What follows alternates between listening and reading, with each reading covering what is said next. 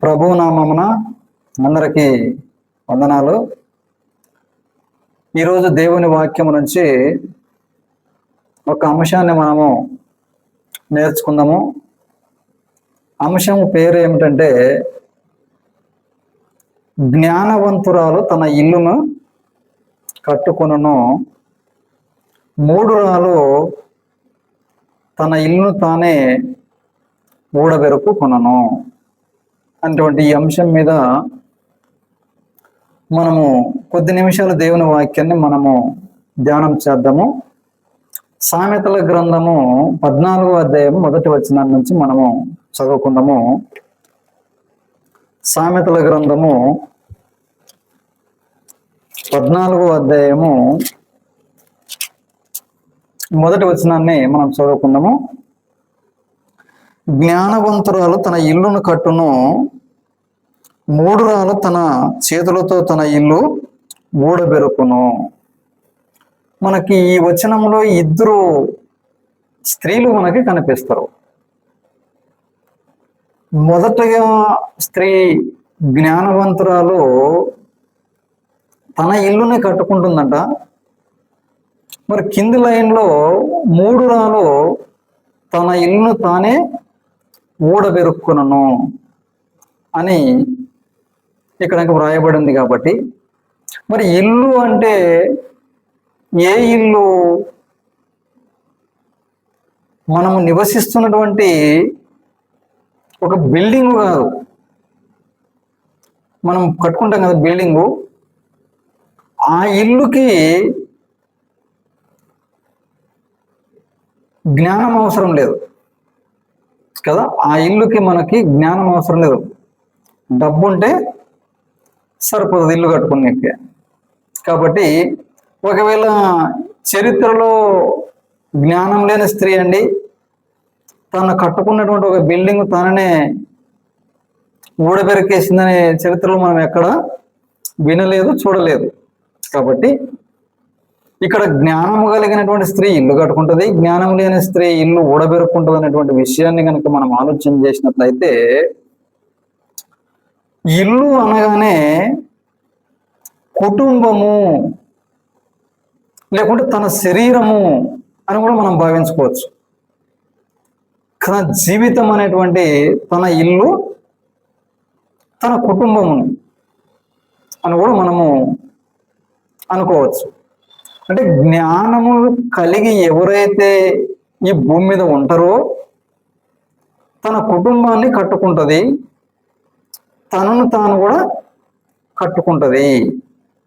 ఎవరికైతే జ్ఞానము లేదో కుటుంబం పతనమైపోతుంది, తర్వాత తాను కూడా పతనమైపోతుంది.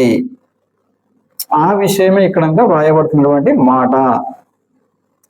జ్ఞానవంతురాలు తన ఇల్లును కట్టుకొనును, మూఢురాలు తన ఇల్లు తన చేతులతో ఊడబెరుకు కొనును అని వ్రాయబడినటువంటి మాటను మనం ఆలోచన చేస్తే, మరి ఎవరు జ్ఞానవంతులు?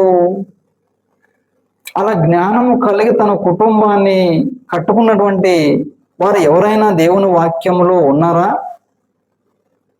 అని మనము ఆలోచన చేసినట్లయితే, నిర్గమకాండము 2వ అధ్యాయము మనం కొన్ని వచనాలు మనం అక్కడ చూద్దాం. మనము అక్కడ ఒక స్త్రీ మనకి కనిపిస్తుంది. ఎవరు ఆమె? మోషే అక్క మిరియాము అని మనకు రాయబడి ఉంది.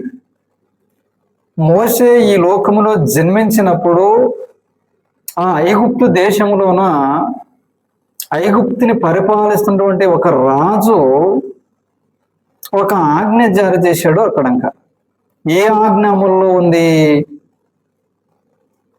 ఈ హెబ్రీల సంతానములో, ఇజ్రాయేలీల సంతానములో ఈ జనము బలిష్టంగా ఉంది, విస్తారముగా ఉంది. వీళ్ళు భవిష్యత్తు తరాలను వీళ్ళని ఇలాగే వదిలేస్తే ఈ దేశాన్ని వీళ్ళే పరిపాలన చేస్తారు, తర్వాత మనమే బానిసలుగా అయిపోతాము అని చెప్పి వీళ్ళు విస్తరింపకూడదు ఎక్కువ అని చెప్పి కఠినమైన పనులు చేపించి, ఆ కఠినమైన పనులు చేసినప్పటికీ ఆ జనము విస్తరణ ఆగలేదు. కాబట్టి మరి ఎలా ఈ జనము తగ్గాలంటే ఏం చేయాలా అన్నప్పుడు, ఈ యొక్క జనాభాలో మగ పిల్లలు ఎవరైతే పుడతారో వాళ్ళని చంపేయాలా, ఆడపిల్లలు పుడితే బ్రతకనియండి అని చెప్పేసి ఆ రాజు ఆజ్ఞ జారీ చేసినప్పుడు, ఆ కాలంలోనే ఆ ఆజ్ఞ పరిపాలన చేస్తున్నటువంటి ఆ కాలంలోనే మోషే పుట్టినట్టుగా మనకి కనిపిస్తుంది. ఒకసారి చూద్దాం. 2వ అధ్యాయము, నిర్గమకాండము 2వ అధ్యాయము, మనం కొన్ని వచనాలు మొదటి నుండి మనం చూద్దాం. ఒకసారి, లేవి వంశస్థుడొకడు వెళ్ళి లేవి కుమార్తెను వివాహము చేసుకొనెను. ఆ స్త్రీ గర్భవతి కుమారుణ్ణి కని వాడు సుందరుడై ఉండుట చూచి 3 నెలలు వానిని దాచెను. తర్వాత ఆమె వాణ్ణి దాచలేక, కదా ఏ ఆజ్ఞ ఉంది? ఆ ఎబ్రీ వాళ్ళ ఇంట్లో నుండి ఒక పిల్లవాని యొక్క వేడుపు గనక వినపడితే పుట్టిన వెనకనే వారిని చంపేయాలా మగపిల్లగాన్ని. మరి ఇన్ని దినాలు దాచిన తర్వాత ఒకవేళ ఏడుపు వినపడితే అప్పుడు ఆ పిల్లవాడిని మాత్రమే కాదు ఆ కుటుంబ సభ్యులకు కూడా హాని కలిగే అవకాశము ఉంది. కాబట్టి ఇక మనము 3 నెలల వరకు ఆ ఏడుపు శబ్దం అనేటువంటిది బయటికి వినిపించకుండా ఆ మోషేని వాళ్ళు 3 నెలలు పెంచారు. ఇక ఎప్పుడైనా ఒకసారి ఈ ఏడుపు అనేటువంటిది బయటికి వినపడితే అప్పుడు పిల్లగాన్ని మాత్రమే చంపడం కాదు, మనకి కూడా హాని కలిగే అవకాశం ఉంది అని చెప్పేసి ఇక సాధ్యం కాదు మనం పెంచేదానికని ఆ మోషే తల్లి ఒక గంప, ఒక తొట్టి, ఆ తొట్టిని తీసుకొని కీలు పూసి మట్టి బురద అంటే ఆ పిల్లవాడిని అందులో పండేసి ఆ నదిలో వదిలేయాలి కదా. ఆ వదిలేసినప్పుడు ఆ తొట్టిలోనికి నీళ్ళు అనేటువంటిది రాకుండా, ఆ తొట్టి మునిగిపోకుండా ఆ మట్టి కీలు పోసినప్పుడు ఆ నీళ్ళు అనేటువంటి ఆ గంపలోనికి ఆ తొట్టిలోనికి రాకుండా ఆ మోషని ఆ తొట్టిలోన పండేసి నదిలో వదిలేస్తారు వీళ్ళు. అప్పుడు మోషే కంటే పెద్దది మిరియాము. కిందికి వచ్చిన చూద్దాం ఒకసారి. చూచి 3 నెలలు వానిని దాచెను. తర్వాత ఆమె వాని దాచలేక వాని కొరకు ఒక జమ్ము పెట్టే తీసుకొని దానికి జిగటమన్నును కీలును పూసి అందులో ఆ పిల్లవానిని పెట్టి ఏటి ఎడ్డున జమ్ములో దానిని ఉంచగా వానికి ఏమి సంభవించును తెలుసుకొనుటకు వాని అక్క దూరముగా నిలిచి ఉండెను. ఆ నీళ్ళలో వదిలిపెట్టేశారు తల్లి. ఆ తొట్టి నీళ్ళలో కొట్టుకొని పోతుంది. ఆ తొట్టిని వెంబడించుకుంటూ వెళుతుంది ఈ మోషే అక్క మిరియాం. అప్పటికి చాలా సన్న ఏజే ఉంటుంది ఆ మిరియాముకి. అయినను ఈ తల్లిదండ్రులేమో ఆమెకి చెప్పలేదు ఇది ఎక్కడికి పోతుందో, యాడ మునిగిపోతుందో, యాడ మురుగాలు వచ్చి తింటావో, దీన్ని గమనించు అనేమి వాళ్ళు చెప్పలేదు. కానీ ఈమె ఈ తొట్టి ఎటు పోతుందో అని దానిని వెంబడిస్తూ పరిగెత్తుకుంటూ పోతుంది ఈ మిరియాం. అప్పుడు పరిగెత్తుకుంటూ నదిలో తొట్లి వెళుతుంది. ఈ ఒడ్డున ఈ మిరియాం పరిగెత్తుకుంటూ పోతుంది. పోతూ పోతూ పోతూ పోతూ ఉంటే ఆ రోజుల్లో రాజకుమార్తె ఆ యొక్క ఆమెకి కొంతమంది ఉంటారు కదా, వాళ్ళ స్నేహితులు కావచ్చు, వాళ్ళు పని మనుషులు కావచ్చు, ఒకవేళ వారందరితో ఆమె ఏటికి స్నానం చేయడానికి వచ్చింది ఈ ఫరో కుమార్తె. అప్పుడు కరెక్ట్ అదే సమయంలో ఈ తొట్లి వీళ్ళు విడిచారు కాబట్టి అక్కడికే ఈ తొట్లి చేరుకోబడుతూ ఉంటుంది అనమాట కదా. కింది వచ్చిన మనం చూస్తే 5 వచ్చినాం. ఫరో కుమార్తె స్నానము చేయుటకు ఏటికి వచ్చెను.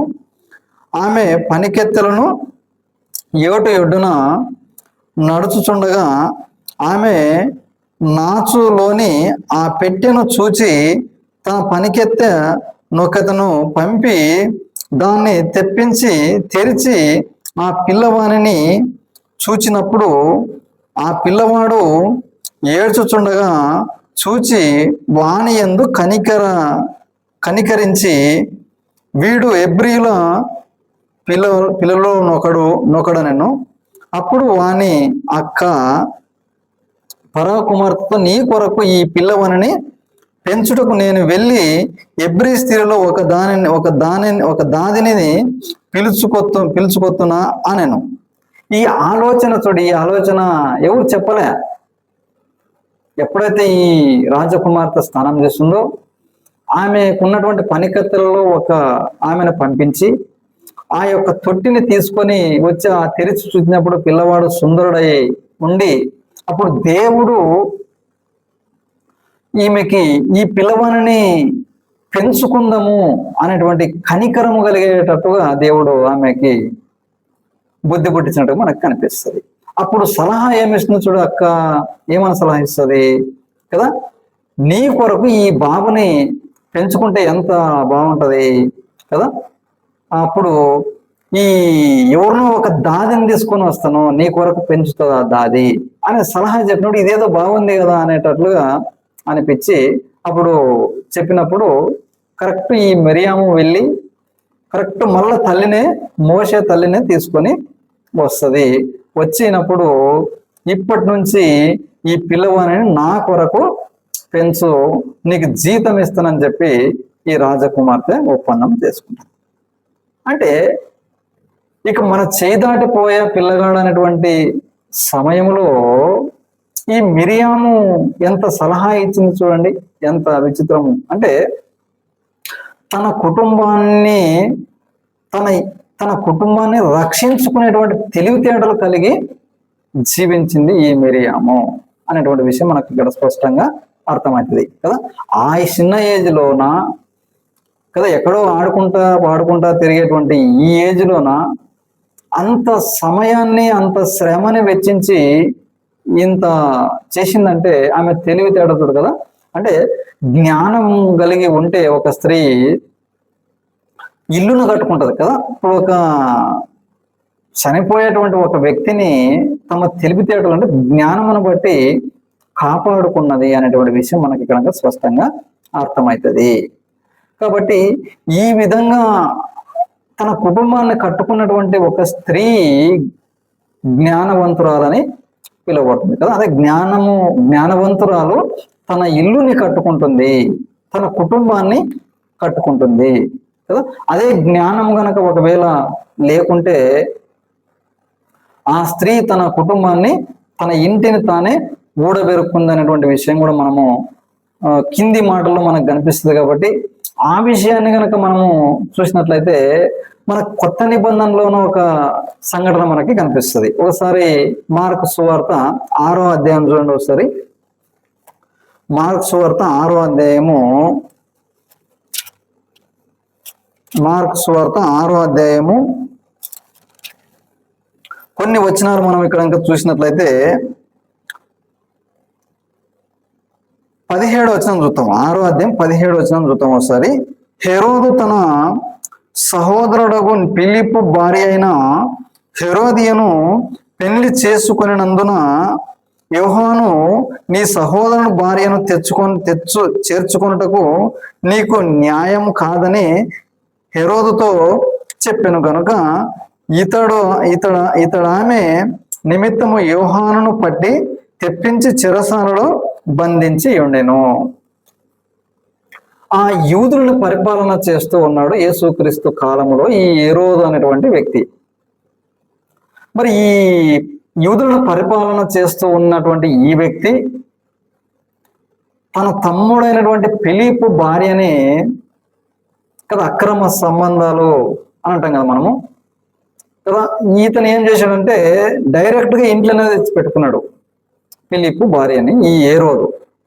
ఈ విషయము యోహాను ఖండిస్తాడు అనమాట కదా. బాప్తిసం ఇచ్చే యోహాను నీ తమ్ముని భార్య అయిన ఫిలిప్పు భార్యని నీవు తెచ్చి నీ ఇంట్లో ఉంచుకునడం ఇది విరుద్ధమైన కార్యము అని అన్నప్పుడు ఎప్పుడైతే ఆ మాట యోహాను అంటాడో అతనిని అధికారం చేతిలో ఉంది కాబట్టి ఆయన్ని బంధించి చెరసాలలో వేయించి ఉండెను అనేటువంటి మాట మనకి కనిపిస్తుంది ఇక్కడ. మరి కింది వచనాలను మనం చదువుకుంటూ ముందరికి వెళ్ళిపోతే ఆ యొక్క ఆమె ఇప్పుడు ఫిలిప్పు భార్యని ఇతను తెచ్చి ఉంచుకున్నటువంటి ఆమెకు ఒక కూతురు కూడా ఉంది. అప్పుడు ఒకానొక రోజు ఆ హెరోదు యొక్క జన్మదినం అనేటువంటి కార్యక్రమము వచ్చింది. ఆ జన్మదిన సందర్భముగా ఈ హెరోదు ఏం చేస్తాడంటే తన స్నేహితులని, బంధువులని, మేధావులను అందరినీ పిలిపించుకొని పెద్ద పార్టీ ఏర్పాటు చేస్తాడు ఆయన. ఆ ఏర్పాటు చేసినటువంటి సందర్భంలో ఈమెకి కుమార్తె ఉంది కదా, ఈ కుమార్తె ఏం చేస్తుంది, నాట్యం ఆడుతుంది. అంటే డ్యాన్స్ ప్రోగ్రాం ఆడినప్పుడు అందరినీ సంతోషపెట్టావు కాబట్టి ఇక్కడ వచ్చినటువంటి రాజకీయ వర్గాలని, స్నేహితులని, బంధువులని అందరినీ సంతోషపరిచావు కాబట్టి ఈ పార్టీలోన నీకు ఏం కావాలనో కోరుకో, నేను నీకు ఇస్తానని చెప్పేసి రాజు ఆ కుమార్తెకి బహుమానముగా అడిగినప్పుడు కింది వచనాలు మనం చూద్దాం ఒకసారి. హెరోదియా 19 వచనం, హెరోదియా అతని మీద పగపట్టి అతను చంపింపగోరెను గాని ఆమె చేత కాకపోయెను. ఎందుకనగా యోహాను నీతిమంతుడును పరిశుద్ధుడునగు మనుషుడని హెరోదు ఎరిగి అతనికి భయపడి అతని కాపాడుచు వచ్చెను. కాబట్టి మరియు అతని మాటలు వినినప్పుడు ఏమి చేయను తోచకపోయినను సంతోషముతో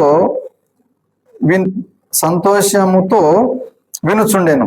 అయితే తగిన సమయం ఒకటి వచ్చాను కదా, తగిన సమయం ఒకటి వచ్చిన ఎట్లనగా హెరోదు తన జన్మదినోత్సవమందు తన ప్రధానులను, సంప్రాధిపతులను, గలిలయ దేశ ప్రముఖులను విందు చేయించను. అప్పుడు హెరోదియ కుమార్తె లోపలికి వచ్చి నాట్యమాడి హెరోదును అతనితో కూడా భక్తిని కూర్చున్న వారిని అందరినీ సంతోషపరచను గనుక రాజు నీకు ఇష్టమైనది ఏదైనా నన్ను అడుగుము, నేను నీకు ఇచ్చేదనని ఆ చిన్నదానితో చెప్పెను.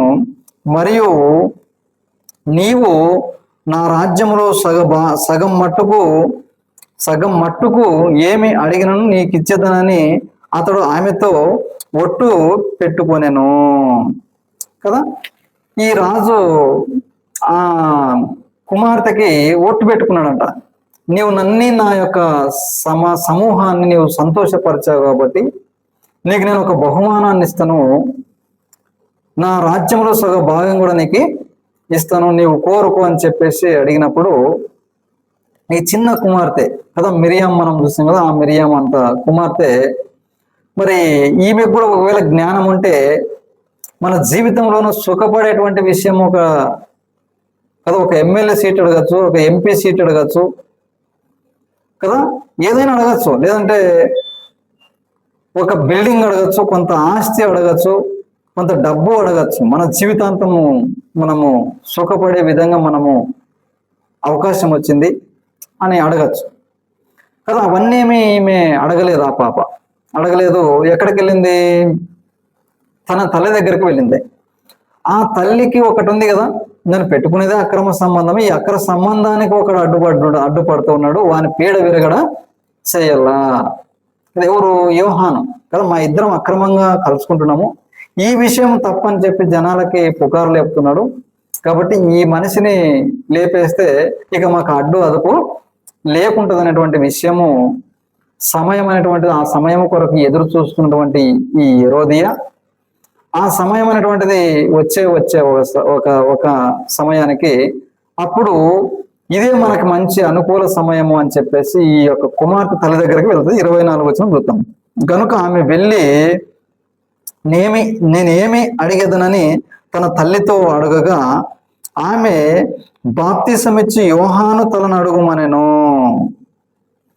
ఈ తల్లి ఏం చెప్పా అంటే ఈమెకు తెలివితేటలు లేవా? ఈ కుమార్తెకి డ్యాన్స్ చేసినటువంటి ఈ కుమార్తెకి జ్ఞానం లేదా, తెలివి లేదా? మరి డ్యాన్స్ చేయడానికి మాత్రం వచ్చే, ఆ యొక్క సమూహమును సంతోషపరచడానికి వచ్చే, కానీ భవిష్యత్తులో మనం ఎలా జీవించాలా, ఏం మనకు కావాలా, ఏం అవసరము, ఏముంటే మనము బతకగలం అనేటువంటి కనీస జ్ఞానం లేదా కదా? లేదు. కాబట్టి తన తల్లి దగ్గరికి వెళ్ళి రాజు నాకు ఒక బహుమతి ఇస్తాడంట, మరి ఏం కోరుకుంటే సరిపోతుంది అని అడిగినప్పుడు, మరి ఆమె యోహాను తల, చెరసాలలో ఉన్నటువంటి యోహాను తలను అడుగు, నీకు రాజు మాట ఇచ్చాడు కాబట్టి అది నెరవేరుస్తాడు అని. ఏం చేస్తామండి? తల తిన్నీకి వస్తుంది తల. ఎంత భయంకరమైన స్థితి కదా. జ్ఞానవంతురాలు తన ఇల్లుని కట్టుకుంటది, కుటుంబాన్ని కట్టుకుంటది. మూఢురాలు తన ఇల్లును తానే ఊడబెరుక్కుంటది కదా. ఇప్పుడు యోహాను తల కొట్టిస్తేవి, ఒక ఇల్లుని నాశనం చేస్తేవి, మరి నాశనమే సుఖపడతావు నీవు? సుఖపడలేవు కదా. నాశనం అయిపోతుంది నీ యొక్క జీవిత పతనం అనేటువంటిది. కాబట్టి ఆలోచన చేయండి. కాబట్టి మనము ఆలోచన చేసినట్లయితే, జ్ఞానవంతురాలు తన ఇల్లుని తాను కట్టుకుంటది, మూఢురాలు తన ఇల్లును తానే ఊడబెరుక్కుంటది కదా. ఇది జీవితం అంటే కదా. జీవితంలో ఒక మనం ఇద్దరు స్త్రీలను మనం చూసాము. ఇక్కడ ఒక స్త్రీ తన జ్ఞానం బట్టి తన కుటుంబాన్ని, ఒక ప్రాణాన్ని నిలబెట్టింది. ఇక్కడ జ్ఞానం లేదు కాబట్టి ప్రాణాన్ని పోగొట్టింది కదా. కదా, ఒక జీవితాన్ని నిలబెట్టడమే ఇల్లు కట్టడం అంటే కదా. జ్ఞానము గలవారు తన ఇంటిని కట్టుకునను. జ్ఞానవంతురాలు తన ఇంటిని కట్టుకుంటది, మూఢురాలు తన ఇంటిని కూలగెడుపుకుంటది అనేటువంటి విషయం మనం ఆలోచన చేస్తే, ఈ ఇద్దరు స్త్రీలలో ఒక స్త్రీ తన ఇంటిని కట్టుకున్నది, ఒక స్త్రీ తన ఇల్లుని, ఒక ఇంటిని కూలగొట్టినట్టుగా చేసింది. కాబట్టి ఈరోజు మనము కూడా ఏ యొక్క స్త్రీ తీరు మనము ఉండాలి. ఈరోజు సమాజంలో బ్రతుకుతున్న యవన స్త్రీలు ఏ విధంగా జీవించాలా, ఏ విధంగా బ్రతకాలా, తన కుటుంబాన్ని కట్టుకోవాలా, జ్ఞానము కలిగినటువంటి స్త్రీ కదా. మనకు ఎవరో చెప్తే వాళ్ళ మాట వినడము కాదు, మనకంటే దేవుడు జ్ఞానం ఇచ్చాడు, తెలివి ఇచ్చాడు కదా. మనం అన్ని చూస్తూ ఉన్నాం, అనుసరిస్తాం. ఎలా మనము భవిష్యత్తులో మనం ఎలా జీవిస్తే మన కుటుంబాన్ని మనం కట్టుకుంటాము అనేటువంటి జ్ఞానము, కనీస జ్ఞానము కలిగి అలా జీవించినట్లయితే మన కుటుంబాన్ని మనము కట్టుకునేదానికి అవకాశము ఉంది. కాబట్టి మరి అదే విధంగా మనము కూడా ఈ హెరోదియ యొక్క కుమార్తె తీరు కాకుండా కదా, ఒక మిరియాములాగా మనము కుటుంబాన్ని కట్టుకునేటువంటి ఒక స్త్రీల తీరి ఉండవలసిందిగా ప్రభు పేరిట మీ అందరికి మనవి చేస్తూ, ఈ యొక్క వాక్యం మీకు అర్థమైంది అని నేను భావించుకుంటే ఇంతటితో ఈ యొక్క వాక్యాన్ని ముగించి సెలవు తీసుకుంటాను. అందరికీ వందనాలు.